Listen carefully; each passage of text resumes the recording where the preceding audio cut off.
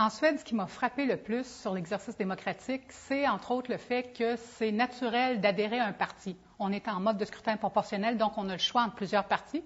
Dans ce cas-ci, on a le choix entre 7 partis. Et les jeunes, relativement jeunes, adhèrent au parti par leurs parents et tout ça. Alors, l'exercice de la citoyenneté se fait très tôt. Très tôt, on se rend compte de l'importance de la politique dans les vies et tout ça, ce qui peut amener directement après ça à aller en politique aussi pour changer les choses si on le veut. Une des choses qui m'a vraiment frappée en Suède, c'est le mode de scrutin proportionnel à chacun des paliers, c'est-à-dire au palier national, régional et local. Je pense que s'il y a bien une chose qui devrait inspirer le Québec dans une réforme du mode de scrutin et tout ça, c'est tout à fait ça, parce que ça offre beaucoup plus de diversité.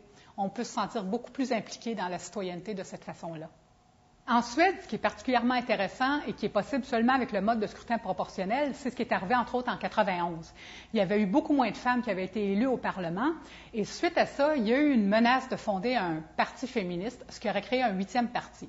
Or, les partis en place ont décidé de rétablir l'équilibre homme-femme, ce qui fait qu'à l'élection subséquente, il y a eu autant d'hommes que de femmes, avec un léger avantage pour les femmes. C'est unique au monde.